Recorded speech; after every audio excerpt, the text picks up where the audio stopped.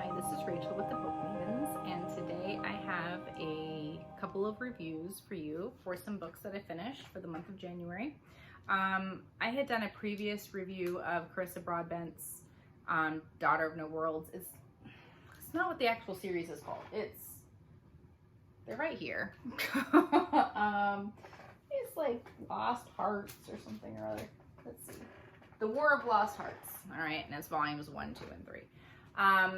And it was a pretty lackluster review I did. I didn't love it. I felt that there was the story between our main protagonist peaked too soon. We lost a lot of that tension. She had to fall back on a really, really lame amnesia storyline that I hated. So we kind of talked about that. And then I told you that I had started, but I hadn't finished the first book to her new series, which is The Serpent and Wings of Night. The Serpent and the Wings of Night. There it is. And that I had heard more positive reviews for this one. So I wanted to talk about this, and then I had one other series that I was able to zip through, and I'll talk about that next. But let me talk about this one. This is far and above better than The Kingdom of Lost Hearts. This book was very good. And now, see, I like the first one of Kingdom of Lost Hearts, so I'm a little, is it going to let me down? I hope not, because our main protagonist, because there is a romance storyline going on here. I don't feel like they've peaked yet. So I'm very excited. We have an enemies to lovers trope, and I love that. If I'm going to read a romance, I like that because the verbal exchange between those characters tends to pop off more. It's more exciting. They tend to be more funny as well. So I like a little humor with my fantasy romance. Now, this isn't too romance heavy. This does have some spice. There are some fairly explicit scenes in here, but nothing, I think, too crazy, really. But let me tell you the premise of this book before I've raced ahead of myself.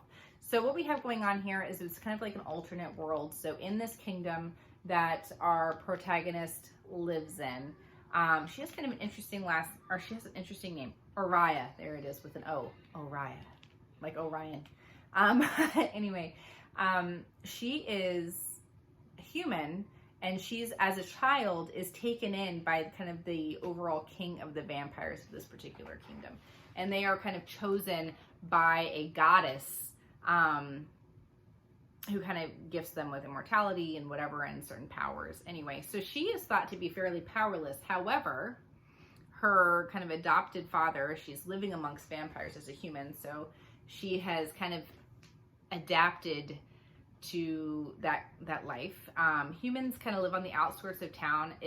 They're kept very, very poor. It's really more like a feeding ground for vampires more than anything else. Although the vampires do drink animal blood primarily throughout these books. But humans were a limited resource. So anyway, so she's living there, and she's been training to participate in this competition. And in this competition, you have all these other vampire houses, so they can all send or choose to offer up to this goddess, this vampire goddess, to participate in this contest. And at the end, if you were kind of the last vamp standing, you get a wish granted to you from this goddess. And so her goal, of course, is to train and compete, and she's been preparing for this her whole life, waiting for this competition to begin. You never know when it's going to happen either, so that's kind of interesting.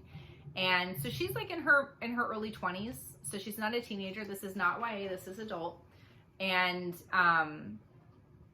to participate in this competition, so there's all of these things going on. Her main goal is to become powerful enough to kind of share her life with her adoptive vampire father. And there's a lot of betrayal, there's a lot of soul searching, there's a ton of character development. It's really wonderful. And the thing is that she's alone, and in this competition there are various kind of smaller competitions before you kind of like make it all the way to the top.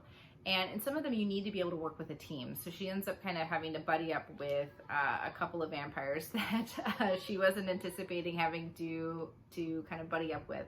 And so you see kind of her walls come down as she gets to know this duo of vampires that are quite different than the vampires that she is used to. And so, of course, there's going to be a romantic storyline with one of them.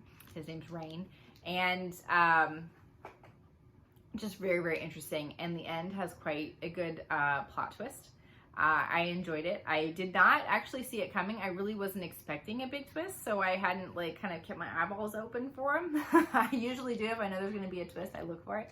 And I didn't. So I was very pleasantly surprised by the twist, and I really enjoyed it. And it talks a lot about, I think, just some levels of like emotional abuse and trauma and learning to kind of survive in a very difficult situation. And it's really beautiful. And it's also about loss. I mean, she ends up losing a friend that's very close to her, and that's a bit of a spoiler, sorry about that. But it's really well done, and it's paced very well. You're in it. I was very much stuck into this book. I didn't really want to go pick up another one. I wanted to read it kind of through. I think I finished this book in like maybe 2 days, 3 days. And I really enjoyed it. It's a good length. You really feel like you're in it. And I cannot wait. I'm very, very excited for the second book to release, which I do not know when it's going to release. Let's see if I can actually figure that out for us.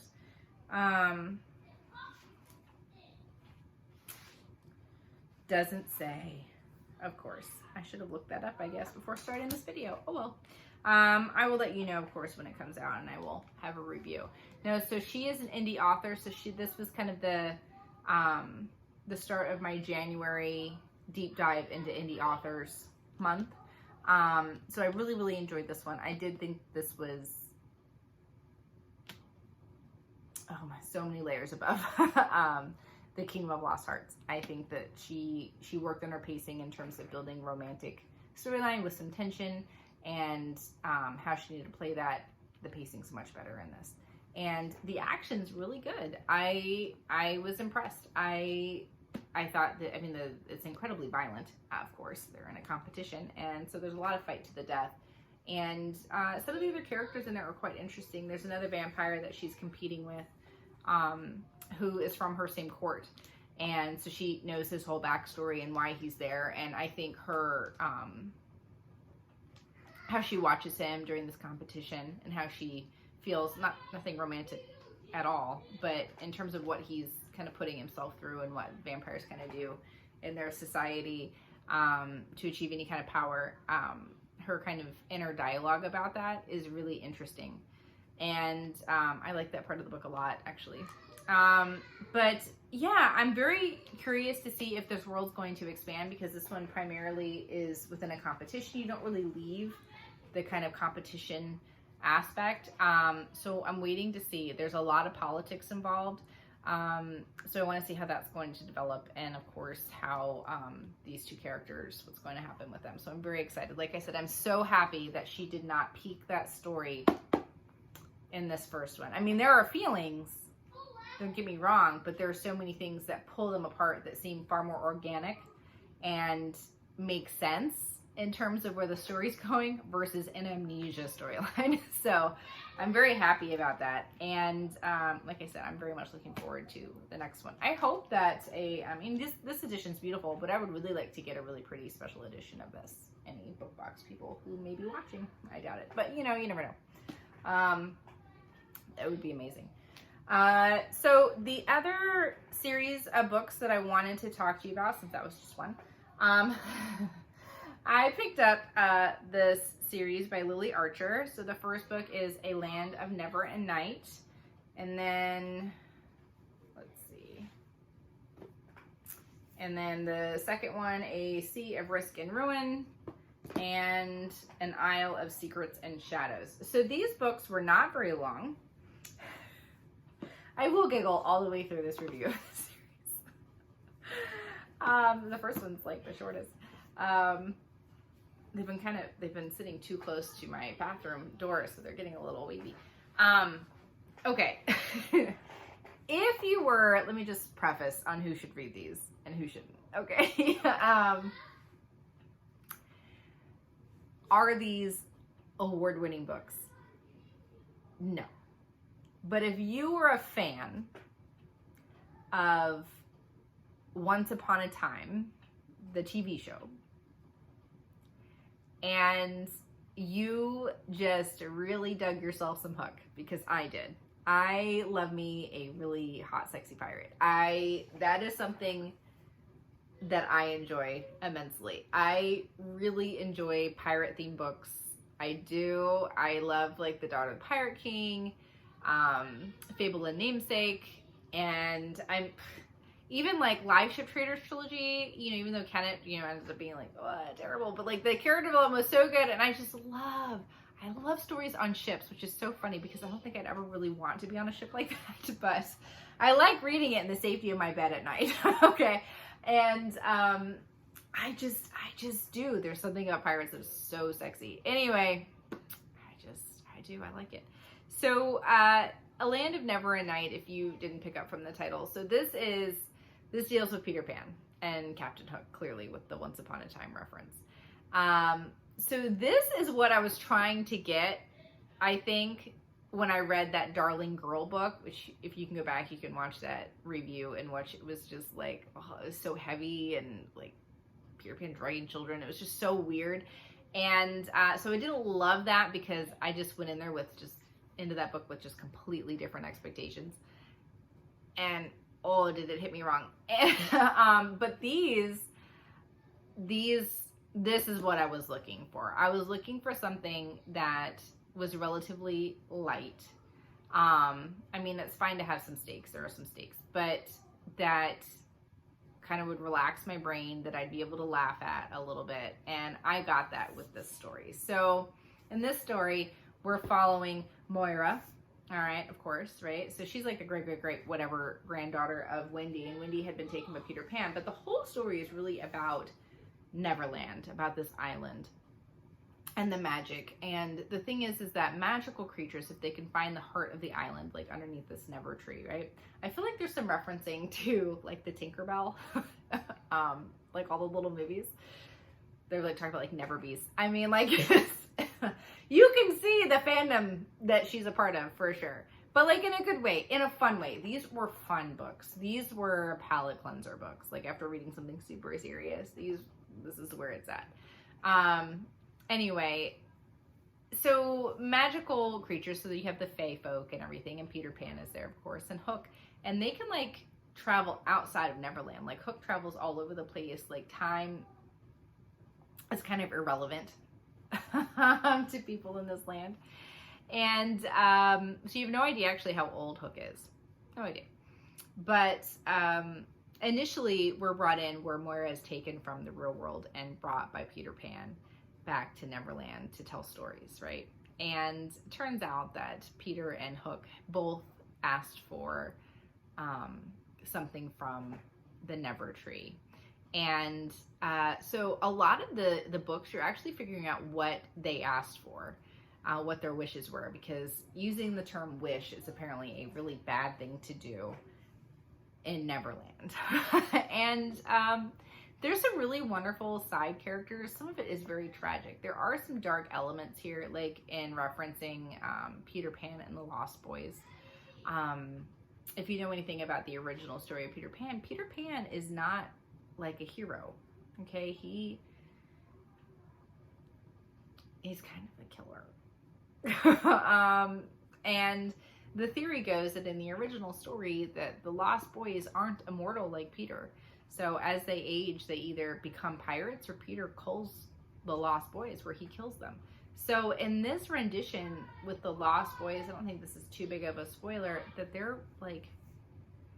not really alive. Okay. And there's something really sad and tragic about that, and how Peter uses them. Peter, of course, is the villain, and I think there's something wonderful about Peter Pan as a villain. I think it really works. It works far better than him being a hero, above and beyond. And anyway, there's something magical about Moira and her ability to tell stories. Turns out, of course, that she probably has some hidden abilities, right? Of course, because this is a fantasy series.